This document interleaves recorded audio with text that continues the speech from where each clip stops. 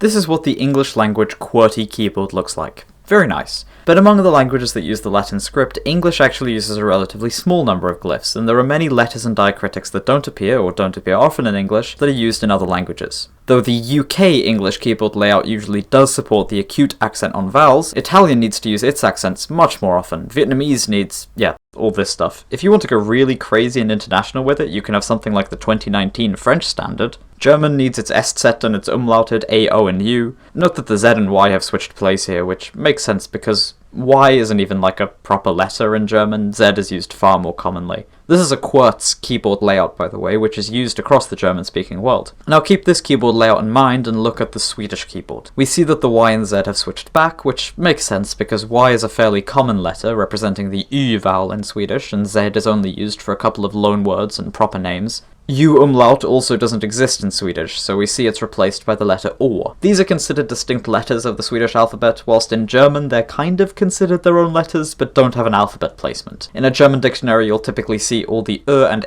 words listed with O and A words respectively, whilst Swedish appends or at the end of its alphabet, meaning you'll find words starting with those letters at the very end of the dictionary. That being said, and correspond to and They look the same and make similar sounds, so the congruence between these keyboard placements makes sense. This Swedish keyboard layout also gets used in Finland because of the similar requirement for and Or isn't strictly speaking needed, but it's often used in the proper names of the Swedish ethnic minority in the country and their place names, so it makes sense to have it there. Norwegian, meanwhile, uses the letter or, but does not use or using these instead. These letters are, I would say, equivalent.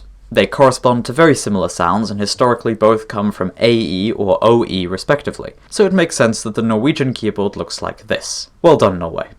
But then we get Denmark. Now, I have no clue why this is. This feels very pointless. The Danes have the same alphabet as the Norwegians, but for some reason on their keyboard, they switch and around. See that? This is, without a doubt, the worst crime the nation of Denmark has ever committed. Please, can we unite? Look, it even brings it in line with German and Finnish. Can we please unite the Scandinavian languages? It's 2 against 1. It's 16 million against 6 million. We even have German support. You're literally surrounded. Please, Denmark, just change your stupid keyboard.